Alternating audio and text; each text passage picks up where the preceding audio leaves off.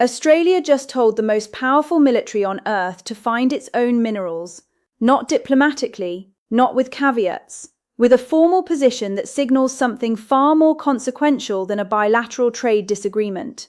And the Pentagon's internal response, reported as leaking through 3 separate defense procurement and industrial-based channels over the last 72 hours, tells you how serious this actually is. Read that again. Not a softened statement. Not "we need further consultation." A rejection. Now here's the part most mainstream outlets are not connecting. The price of neodymium, one of the rare earth elements critical to advanced permanent magnets used across modern defense platforms, jumped sharply in the week following Australia's announcement, with some market trackers citing moves on the order of 30% plus in thin, volatile segments. Whether that exact percentage holds across every benchmark is debated. But the direction is not. That is not a coincidence. That is a market reading a geopolitical signal faster than most governments can write a press release. And what that signal says, if you slow down and look underneath it, is that the architecture of Western military-industrial supply chain security is more fragile than Washington has been willing to admit publicly for the last decade. Stay with me, because this story is not what it appears to be on the surface. Before we go further, if you want news updates like this first, subscribe to Hyper Alert within the next minute. These supply chain stories move quietly, and by the time they hit prime time, the leverage is already gone. The official framing from Canberra is measured. Australia's Resources Minister, speaking from Parliament House in a session that drew surprisingly little international coverage, said Australia will not enter arrangements that compromise what officials called the sovereign integrity of its resource extraction framework. That sounds like bureaucratic language. It is, but it translates to something specific.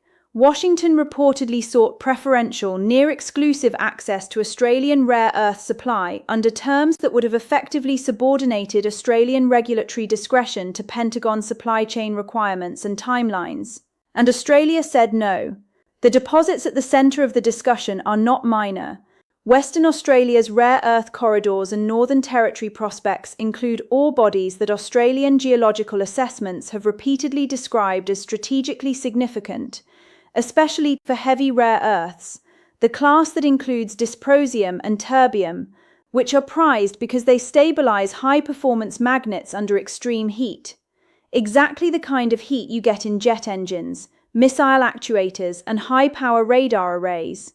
These are not peripheral deposits. They are, by multiple Australian industry and survey assessments, among the most strategically relevant concentrations inside any Five Eyes country.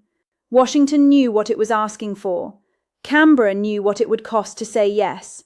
Now think about what made this request different. It did not come in the standard defense cooperation channel most people would expect.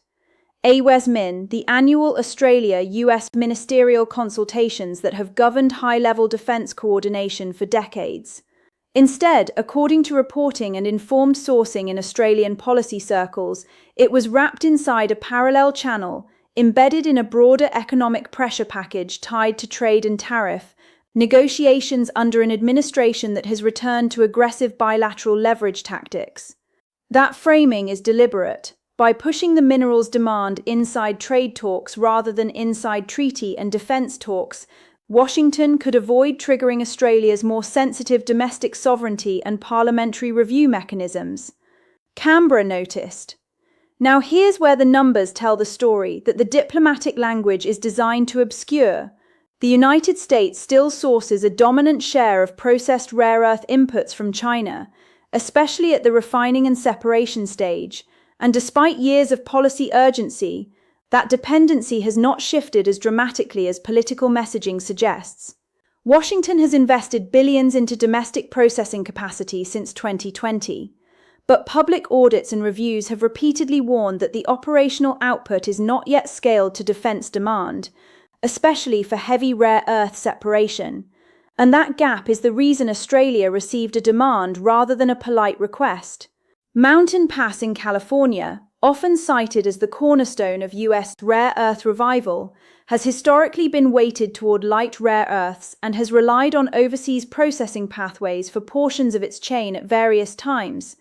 New US magnet and processing projects exist, including high-profile facilities in Texas, but industry progress has been slower than headline announcements. Ramp schedules slip, qualification takes time, and capacity utilization can lag projections for years. Put it plainly, the timeline for true self-sufficiency is not next quarter, it is measured in years, and every defense prime from Lockheed Martin to RTX already knows it. Here is what critical mineral security actually means in plain language. It means that without stable, scalable access to a short list of specific elements and magnet materials, the United States cannot reliably manufacture the weapon systems it has promised to allies, cannot replenish stockpiles drawn down by ongoing conflicts, and cannot sustain the technology edge over peer competitors, especially China, that US deterrence doctrine assumes will exist. It does not mean inconvenience, it means strategic constraint at the exact moment those systems are most in demand. And if this kind of analysis is useful, the kind that looks at the machinery underneath the press releases, subscribe and hit the bell on Hyper Alert. And here's the second reminder, about 2 minutes after the first mention. If you want these updates first, subscribe to Hyper Alert so you catch the next move when it drops, not after it's priced in. Now here's what mainstream coverage keeps missing. Australia's rejection is not primarily about minerals. That is the surface layer. What it is really about is a quiet but accelerating recalibration inside Canberra about what kind of partner the United States has become under the current administration's economic doctrine. The official language is sovereign integrity. The real language is trust deficit. Over the last year, Australia has absorbed a sequence of US actions that Australian officials privately describe as disruptive. Tariff pressure, sharper conditionality, language around industrial cooperation, and political messaging that treats allied economies like leverage points rather than strategic partners. And then, according to Australian Senate briefing material cited in local reporting, there is the most sensitive allegation of all, that advanced defense cooperation timelines, technology transfer, procurement sequencing, industrial participation have been hinted as adjustable based on Australia's responsiveness to US resource access priorities.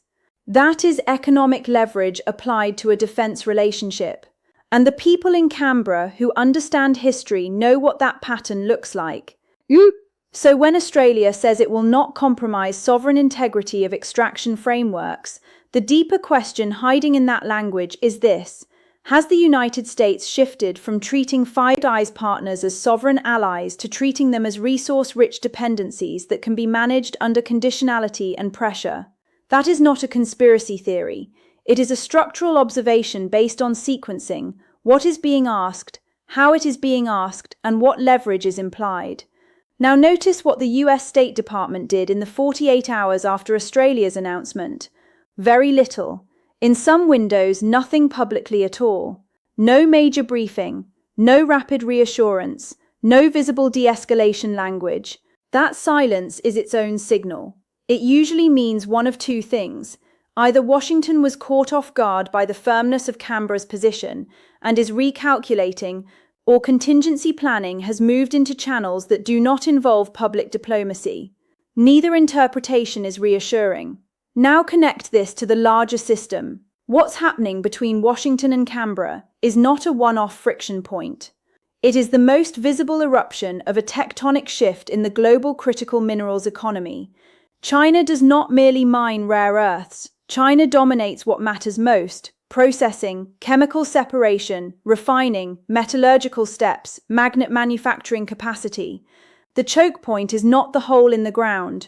The choke point is the refinery, the separation plant, the industrial ecosystem that turns ore into components. You can dig rare earth ore in Australia, in Africa, in Greenland. But without the downstream industrial stack, what you have is potential, not usable supply. China spent decades, tens of billions in state-directed policy and industrial scaling, building that processing dominance, while Western governments celebrated the efficiency of offshoring. The West was not asleep. It made a choice. Now it is living with the consequences. And history gives us uncomfortable parallels. In 1973, the OPEC oil embargo showed what happens when a strategic commodity becomes a geopolitical lever.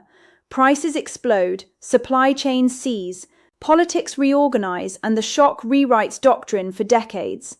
Rare earths are structurally similar, except the commodity is more specialized, supply chains are thinner, and there are fewer substitutes. An oil shock is painful. A rare earth choke point can be existential for defense production and for key clean energy infrastructure at the same time.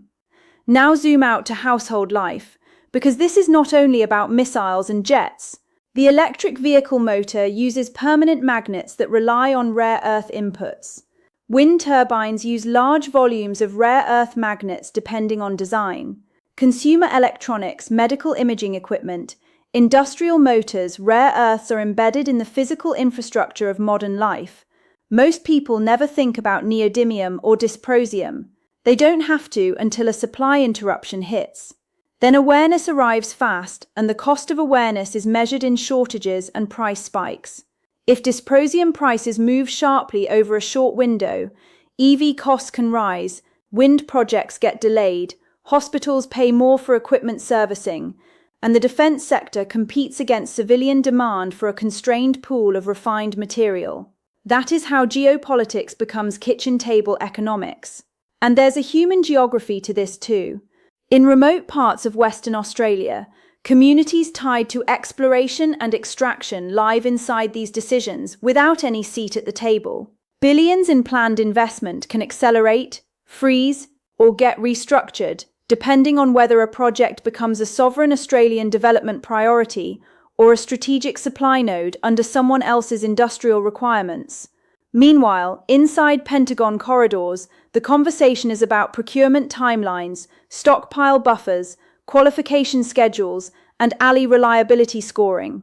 The distance between those conversations, the moral distance and the lived distance, is the real story. The decision makers talk in percentages and charts. The people living inside the vulnerability talk in mortgage payments and school enrollment decisions. There is a direct line from a diplomatic demand in Washington to a rejection in Canberra, to a price move in global commodities, to a family's economic future in a town most Americans will never visit. That line is real, and the rarest thing in this entire story is not neodymium or dysprosium. It is accountability at the altitude where these choices are made.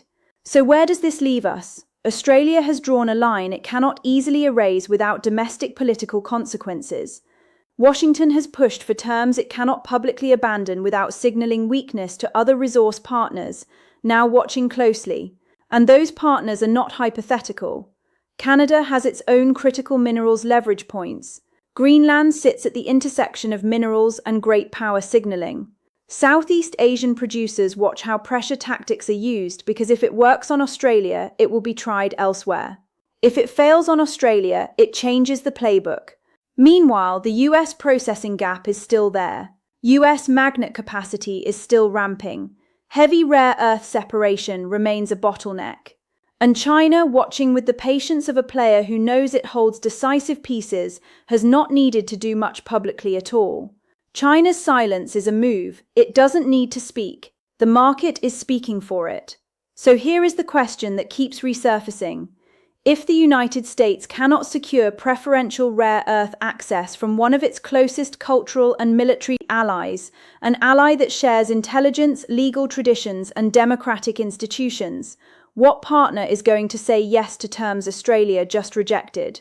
The answer to that question determines whether Western defense industrial capacity can be rebuilt on a timeline that matters.